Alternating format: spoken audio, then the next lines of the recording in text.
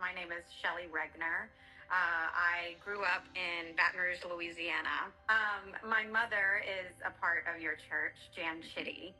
So some people may know her and may not. They do, trust me. Our connection. So I've been to your church and service prior to you being there, and also to your own service as well. So I grew up and went to LSU. I studied theater. After taking a year off in college, I decided to do a community theater production. And so that led me into my career as an actress. And then I ended up, after graduation, booking my first professional job in the first Pitch Perfect movie they were filming. I really just wanted to be a good girl. I didn't want to upset God. I didn't want God to be mad at me. I understood that there are these rules and commandments and that we are to live by and to abide in. And I just didn't want to upset God. And I would still practice my faith, but I never wanted to be up front. I just wanted everyone to get along, and you believe what you believe and I believe what I believe. And so with that, I after a while sort of drifted. I stopped going to church.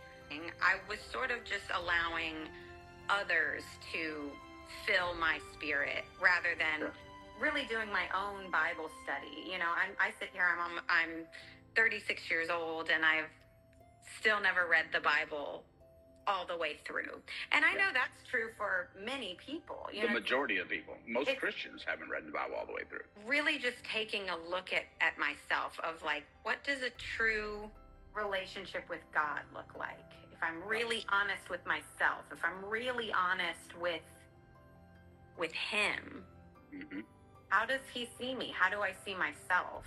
So let me ask you a question based upon what you just said. You know, your hunch for who is Jesus, who is he to me? As we kind of wrapping up this conversation, let me ask you that question, just for a point blank answer. Who is he to you?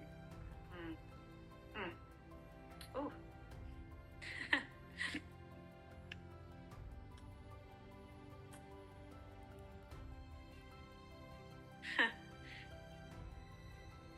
I'm going to start with this.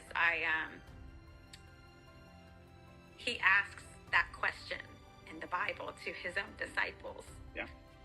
Who am I to you? Yeah. And as I've read, I believe he asked Peter, No? He did. I know who they say I am, but who do you say I am? And Peter says, you're the Messiah. The Messiah. And so who is Jesus to me? He is my Savior. He saved me from me. And he did that while I had my back turned to him. And that is the most humbling love. Yeah. I don't even know if I have the words yet, but yeah, that's who Jesus is to me now. Yeah. So last question I want to ask you, and then we'll go and we'll talk later on. But as we get off of this conversation, if there's somebody that's listened to this and they said, "Hey, if there's just one thing you could tell me that I could do today that would help my relationship with the Lord, that has helped you," what would that one thing be, you think? I've always loved prayer. Been a huge prayer person. I always knew there's somebody listening. I always knew that I could turn to it.